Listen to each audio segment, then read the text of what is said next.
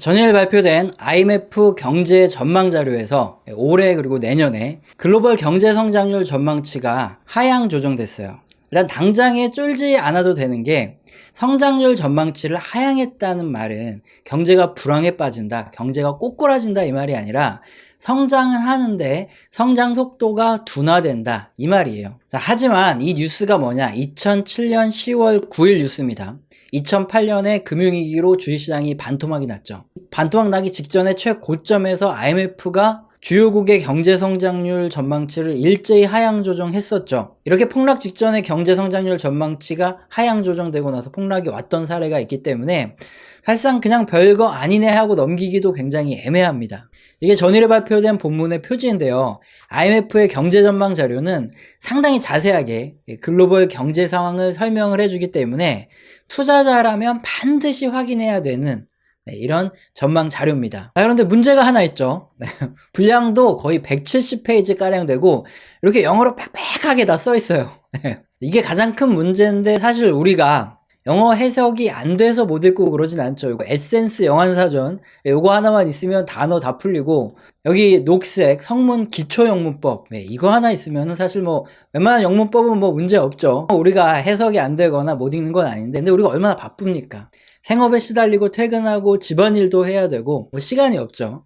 그래서 우리가 안 읽는 거지 못 읽는 게 아니라는 거 확실히 해두고요. 근데 제가 오늘 시간이 좀 나서 전날 발표된 2022년 4월 따끈따끈한 IMF 경제전망 자료를 제가 쭉 확인을 했고요. 이 레포트를 통해서 대체 언제쯤 우리는 주식을 다 팔아치워야 고점에서 주식을 팔고 굉장히 좋아할 수 있는지, 아니면 앞으로 경제위기 따위 같은 거는 하나도 없이 계속 주가가 오를 건지, 이런 여러 가지 힌트에 대해서 한번 생각해보는 시간을 갖도록 하겠습니다. 일단 IMF 경제전망 자료를 우리가 확인하기 전에 미리 꼭 알고 넘어가야 되는 점 한 두어 가지 정도가 있어요. 첫 번째로 IMF가 경제전망을 발표하면서 내년에 위기가 옵니다. 주가 폭락하니까 다들 주식 파세요, 이런 말은 절대 네버 단 한 번도 한 적이 없고요. 앞으로도 안 한다는 거죠. 뭐 너무나 당연한 소리지만 뭐 소형 증권사도 아니고 국제통화기금이죠. IMF에서 만약에 주식시장이 폭락한다 이런 소리를 하면 글로벌 투자자들이 일부라도 현금화를 하겠죠. 그러면 글로벌 주식시장이 폭락을 할 수 있기 때문에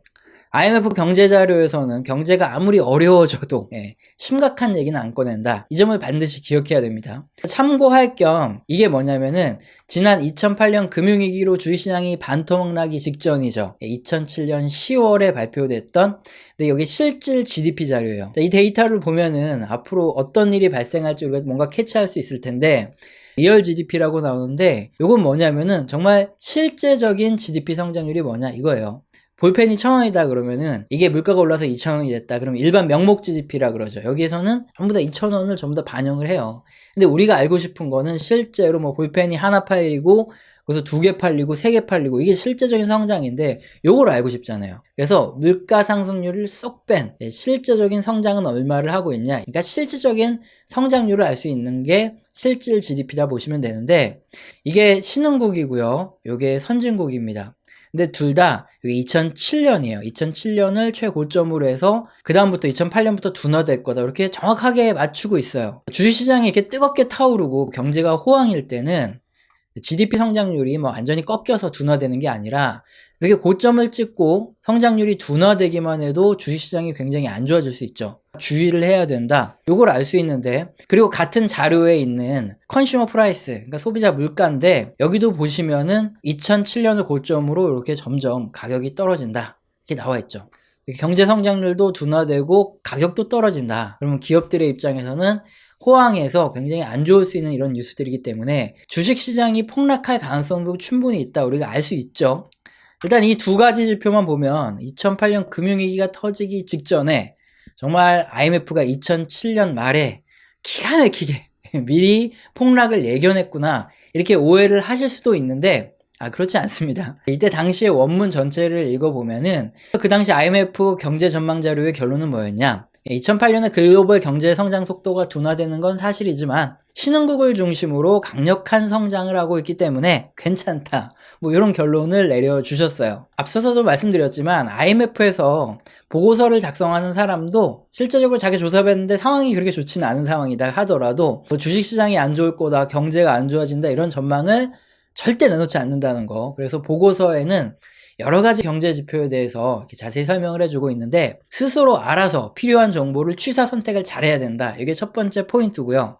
자, 그러면 두 번째. 앞서서 이렇게 2007년 말에 글로벌 경제 성장률이 이렇게 둔화될 수 있다 이런 지표가 나오고 나서 폭락을 했는데 지금 전일에 보면은 IMF가 올해 경제 성장률 전망치를 낮춰가고 있죠. 자, 이거 보니까 이거 잘못하면은 2008년처럼 폭락을 앞두고 있는 이런 상황이구나. 지금 주식 다 팔고 위기 관리해야 되는 거 아니야. 이런 우려를 할 수밖에 없죠. 자, 그런데 그건 아닙니다.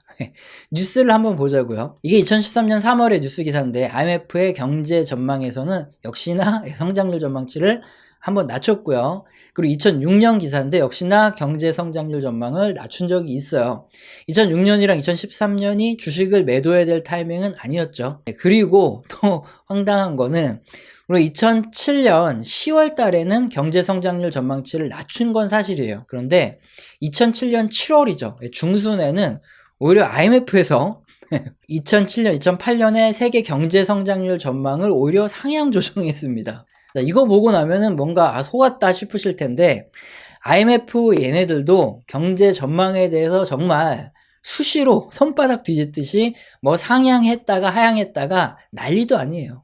자, 그렇다 보니까 귀찮더라도 이 IMF 경제 전망 보고서 내용 전체를 보고 우리가 투자에 참고를 해야지 그냥 경제 성장률 전망치가 상향한다고 매수하고 하향한다고 매도하고 내용도 확인도 안 하고 이렇게 따라하다가는 그지꼴을 면하기 힘들다 이거죠. 그래서 혹시 영상 앞부분만 보고 뭐 주식 다 매도해야 되냐 이렇게 질문하시는 분이 있으면 절대 안 되는 거죠. 뒷부분 내용 전부 다 보고 취사 선택해서 빼먹을 거만 빼먹자. 이 부분 반드시 기억을 하고 시작을 하자 이거죠.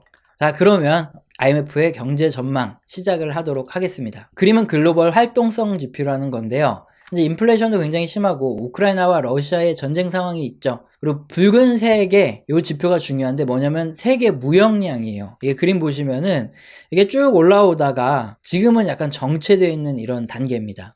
그리고 산업 생산이 푸른 선이고요. 그 다음에 제조업과 서비스업의 신규 주문이 요 노란색하고 녹색인데 전부 다 이렇게 바닥에 좀 내려와 있는 앞으로 뭐 올라갈 수는 있지만 그렇게까지 좋지 않은 이런 상황이죠. 일단 이 지표가 굉장히 중요한데 우리가 미국 주식을 투자할 때도 그렇지만 특히 수출로 먹고 사는 우리나라 같은 경우에 어떻습니까? 글로벌 요 빨간색의 무역량이 이렇게 급증하는 구간이 주식을 투자해야 될 시점이고요. 이게 이렇게 떨어지거나 폭락하는 이런 구간에는 우리나라 주식시장이 빠질 수밖에 없는 이런 구간입니다. 왜냐하면은 글로벌 무역량이 늘어야 우리나라의 수출이 증가하는데 무역량이 줄어드는데 수출이 늘어날 리가 없잖아요. 그죠? 그러다 보니까 이렇게 무역량이 증가할 때가 우리나라 주식을 투자하기 좋은 대세 상승 구간인데 자, 지금은 여기 보시면은 이렇게 횡보를 하고 있다. 그리고 이게 신규 주문부터 글로벌 생산도 그렇게까지는 좋지 않다. 이유가 뭐냐? 지금 인플레이션도 심하고 좀 이따 자세히 설명드리겠지만 뭐 우크라이나, 러시아 사태 그리고 중국의 제로 코로나 정책 등으로 글로벌 교역과 생산 이런 것들이 감소될 수 있는 이런 요인들이 많아서 난관이 꽤 있을 수밖에 없는 상황이죠. 그래서 이런 부분들을 체크해야 된다. 이게 굉장히 중요하기 때문에 이 보고서에서 자세하게 설명을 하고 있어요. 이런 부분들을 키포인트로 해서 한번 세부 내용을 판단하고 우리 투자에 도움을 받아보도록 할 건데요. 그럼 앞서 살펴본 대로 IMF의 경제 전망 자료에서 올해 내년 경제 성장률 전망치를 낮췄어요. 도대체 왜 이렇게 낮췄을까 하나하나 알아보면 일단 에너지의 순수입국인 유럽 지역과 같은 경우에는 경제 성장 둔화세가 가장 크게 발생을 하고 있습니다. 러시아의 경제 제재가 가해지고 국제 유가 등 이런 에너지 가격이 상승을 했죠. 특히 독일과 이탈리아 같은 경우에는 자원 수입은 굉장히 많아요. 반면에 주요 산업이 제조업이고요. 요런 것들을 다른 나라로 수출하는 국가입니다. 그래서 이런 국가들의 경제 성장률 둔화가 가장 크다. 이렇게 설명을 하고 있는데 독일과 이탈리아를 하나의 기업으로 생각하면 이해하기 편합니다. 에너지는 원가죠. 네. 국제유가는 오르는 상황에 코로나로 현재 공급망 혼란이 아직까지 지속되고 있죠. 그래서 수출은 잘 안 돼서 매출은 잘 늘어나지 않는 상황이에요. 이때 원가만 늘어난다? 그럼 기업의 입장에서 굉장히 안 좋아지겠죠. 그러다 보니까 특히나 독일과 이탈리아처럼 자원 수입은 많고 수출을 많이 하는 제조업 국가들의 경제 성장률을 많이 둔화시킨 이런 전망을 내놨는데, 여기 보시면 유럽 국가들을 중심으로 IMF에서는 올해 내년에 경제 성장률 둔화를 이렇게 전망하고 수치를 낮춰놨어요. 그리고 두 번째 특징적인 이유로는 중국의 경제 의존도가 높은 아시아 국가들의 경우에요. 중국은 코로나 제로 전략을 펼치고 있죠. 그래서 중국 내의 주요한 제조 및 무역 허비 도시들을 코로나가 나왔다 그러면 폐쇄를 하고 있어요. 당연히 공급 차질이 지속되는 요인이고, 또 중국은 현재 부동산 투자도 굉장히 줄이고 있는 이런 단계죠. 이러다 보니까 중국의 의존도가 높은 아시아 국가들 또한 경제 성장률 전망치를 낮췄습니다. 여기 그림에서 보시면은 이 이머징 국가들도 역시나 올해 내년에 경제 성장률 전망치가 낮아졌어요. 그리고 미국 및 여타 국가들의 경우에는 상대적으로 러시아 우크라이나 사태에 대한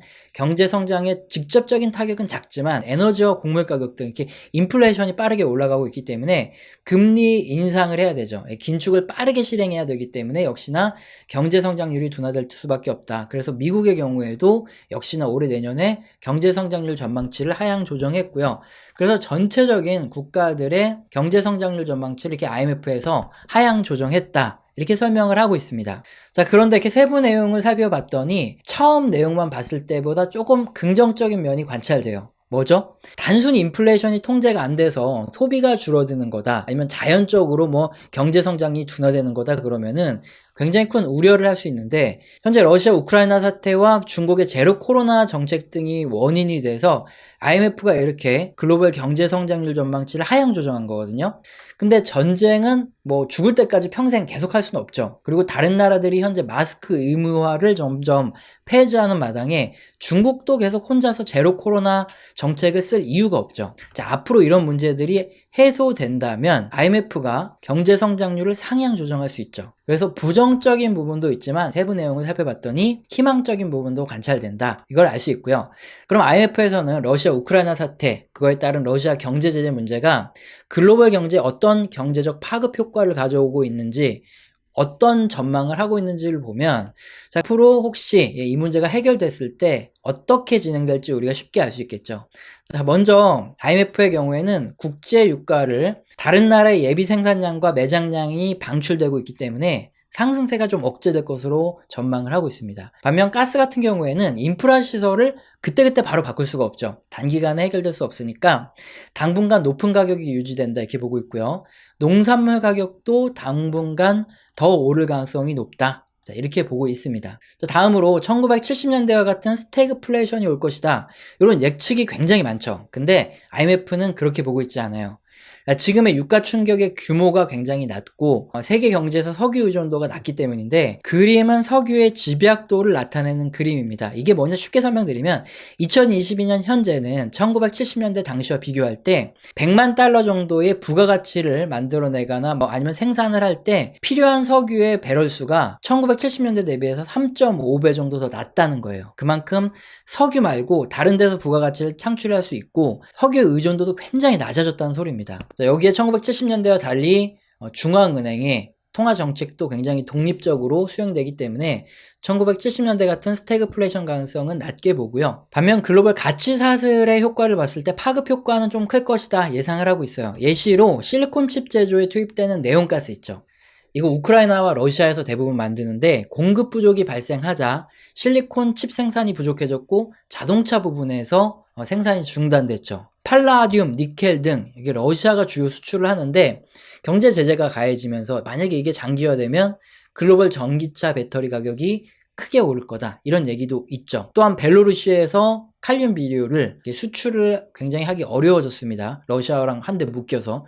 그래서 식품 가격도 올라갈 가능성이 굉장히 커지고 있는 이유도 있죠. 이렇게 대체제가 제한적인 상황이기 때문에 글로벌 가치사슬 측면에서 전쟁의 효과는 굉장히 크고요. 그리고 마지막으로 다행스럽게도 러시아 은행과의 익스포저가 글로벌적으로 굉장히 낮아요. 특히 이탈리아와 오스트레일리아의 의존도가 좀 높은 편이긴 한데 이것도 그렇게 높지 않은 익스포저를 가지고 있기 때문에 러시아의 경제 제재 문제에 따라서 글로벌 은행들이 타격을 입는다, 이 부분은 그렇게 큰 영향은 없을 거다, 이렇게 보고 있습니다.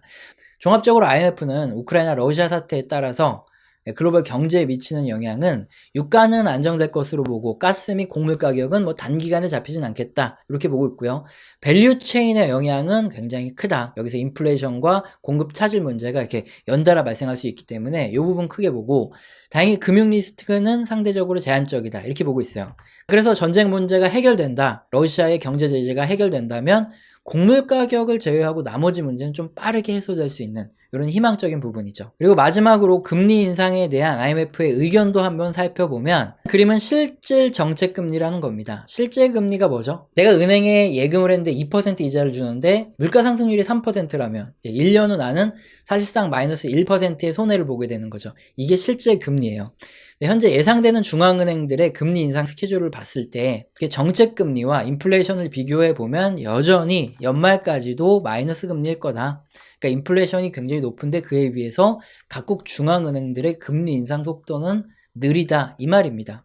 그래서 IMF에서는 뭐 과거 사례로 봤을 때 인플레이션을 통제하기 위해서 장기간 더 높은 긴축을 해야 되고, 미 연준은 뭐 실제 금리가 이게 양수여야 하는지 여부를 시장에 밝히고 기간을 명확히 하고, 그리고 어느 정도까지 금리가 오를지 중립금리에 의해서 뭐 결정해야 된다 이런 얘기를 하고 있는데, 굉장히 어려운 표현들을 쓰고 있는데 뭐 아무것도 아니에요.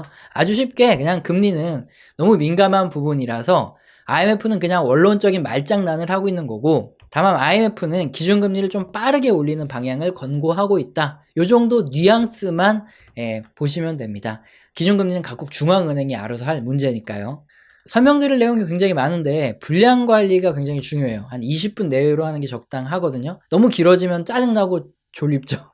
일단 오늘은 전일 발표된 IMF 경제 전망 자료 요 세부 내용을 한번 살펴봤고, 경제 성장률 전망치가 하향된 이유, 그래도 희망을 가질 부분, 금리에 대한 부분과 러시아 경제 제재에 대한 영향, 이런 부분들을 IMF는 어떻게 생각하는지 알아봤죠. 다음 영상에서도 추가적인 내용을 설명드릴 거고, 우리 채널은 후원분 주시는 분들께 감사의 의미로 한 달 교육을 진행 중에 있습니다. 영상 설명을 읽어보시고 해당되시는 분은 꼭 메일 주시고요. 오늘 영상도 마음에 드셨다면 구독과 좋아요는 꼭 눌러주시고 지속적인 시청 부탁드립니다. 감사합니다.